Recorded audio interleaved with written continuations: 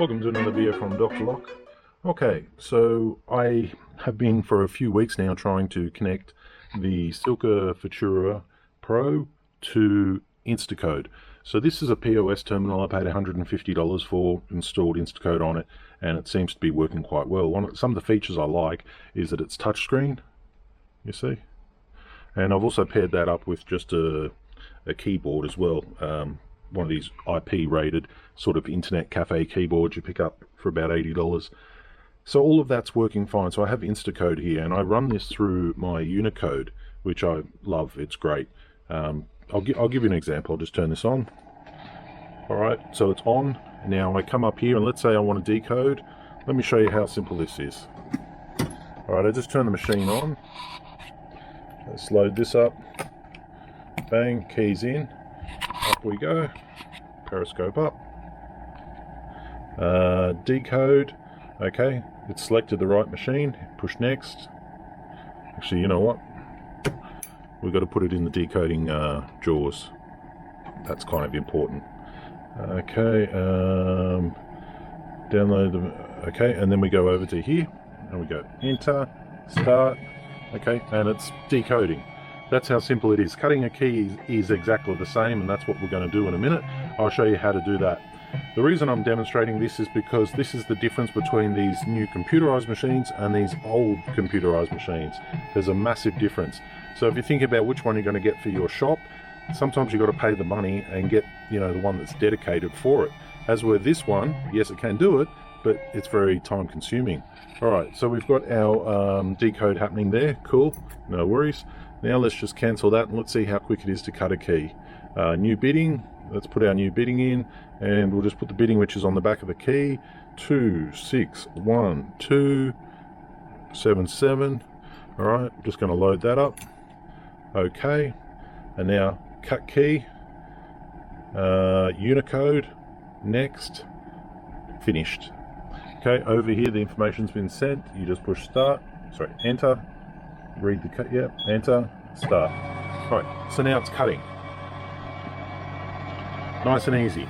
I'm just recutting the same code.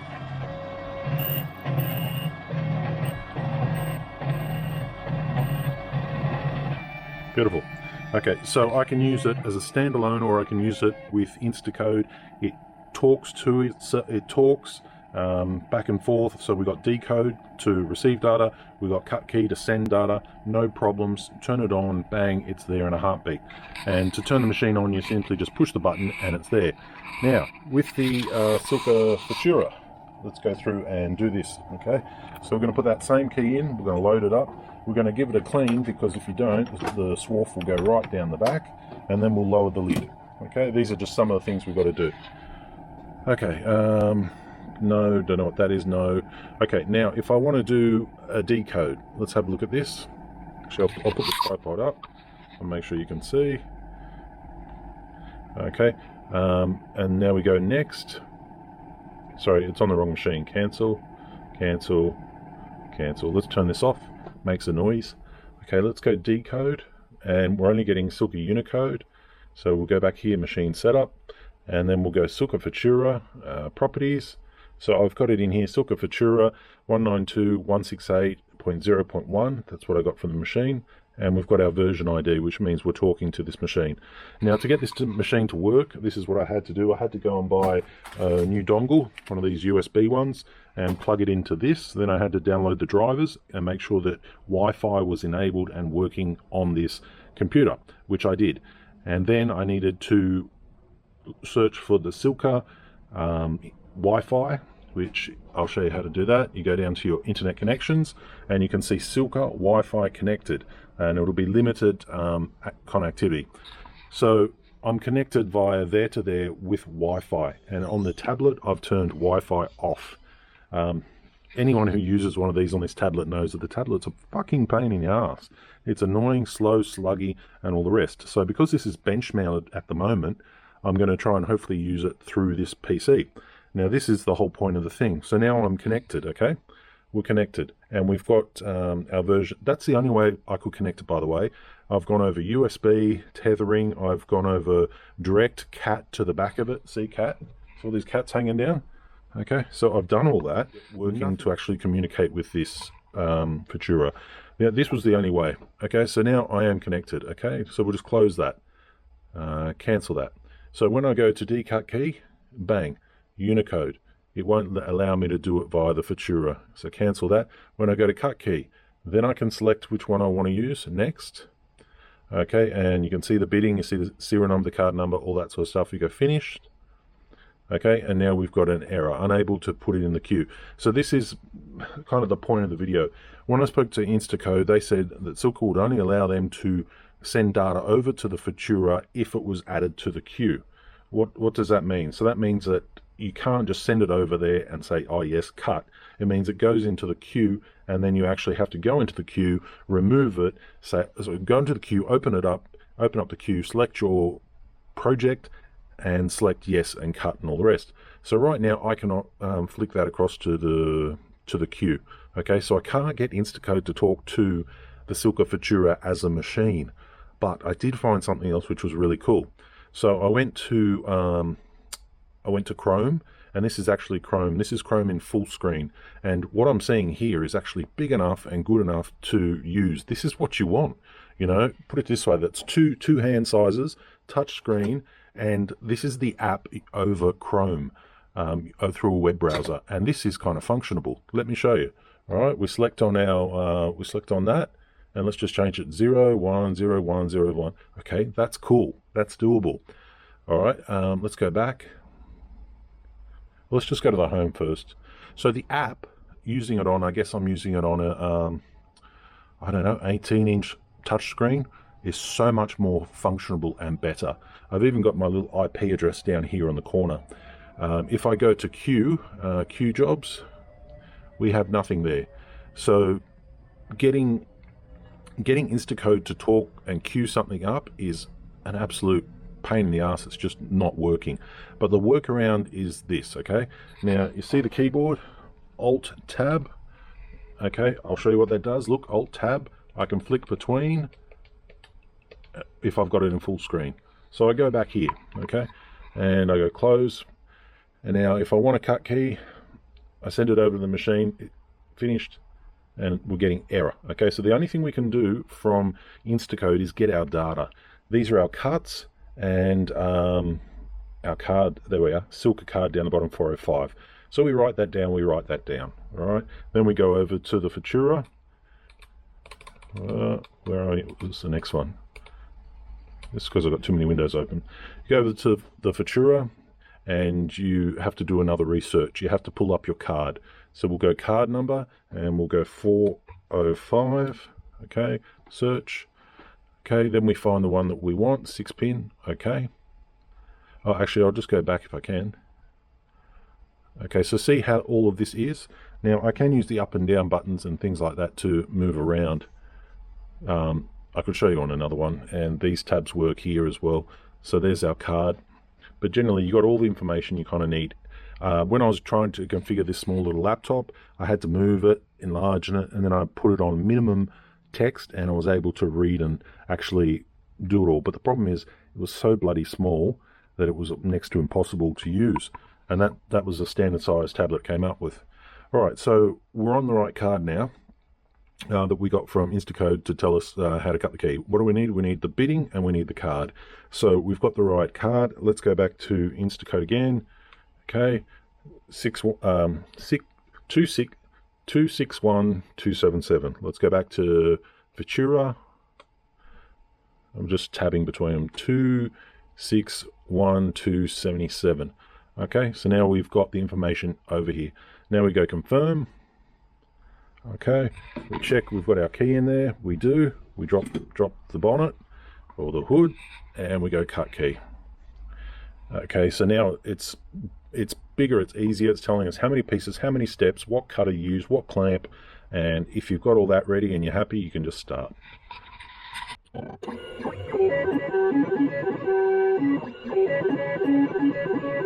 Alright, so it's cut.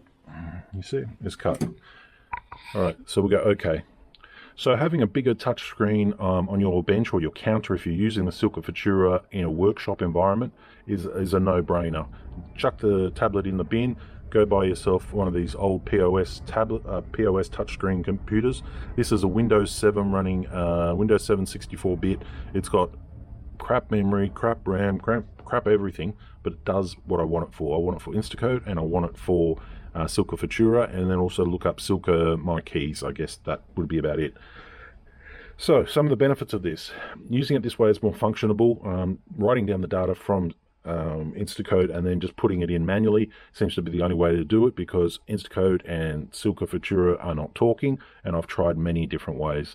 You can do a few things on Instacode. It is possible, I don't know how, but it is possible, but it only will add it to the queue, which you would have to go back here. After you've sent the data, you'd have to go back here, go to queue, pick it up like this, and then put, how do we do it? Okay, we select it, one job. Okay, can we go to it? Okay, there, we selected it. Okay, and then we're there. So some of the downfalls with this, the Silca Futura is limited on the cards, so that's a downside. Let's just put in a card here. So the amount of cards, so cards are basically your space and depth. The amount of cards that are actually on the Silca Futura is nowhere near the amount that is on Instacode. Instacode has the biggest database, has all the cards, has it in all different functions, everything you want. So Instacode is, you know, like the Oracle. The Futura basically doesn't have the cards. As JD Vance and Trump said, you just don't have the cards. Instacode has the cards. So the problem is that if we want to do something outside the spectrum of the amount of cards that the Silca Futura has, we've got no option but to come back over here, and then we would need to go to, can we swipe? No, we can't swipe.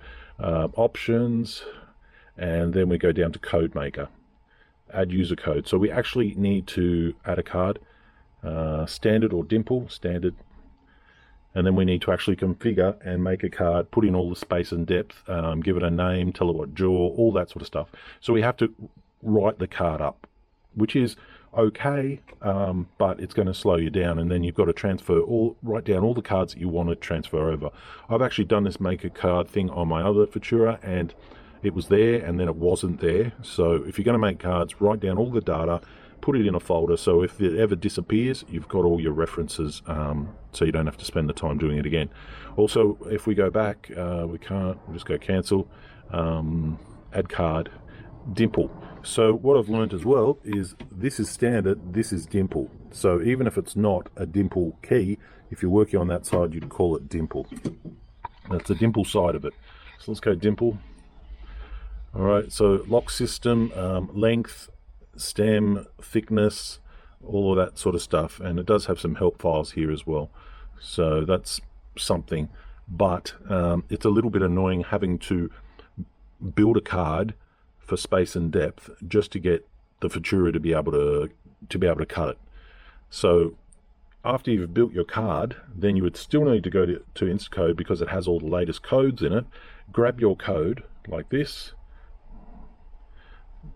all your numbers, and then the card number doesn't matter because it's whatever you call it in Futura. And a good practice would be to call it the Silca card so-and-so. Whatever it's called here under Silca, it would be good practice to actually make your card and call it that. So when you're looking for it, you can find card 1020. You know, it'd say Silca card 1020. And that as well, you would also have to favorite. So this favorite up here, you'd actually have to put it under favorites so that you could find it easily, because you might not find it when doing a search because it doesn't have the database with the codes in it. It's only just a card.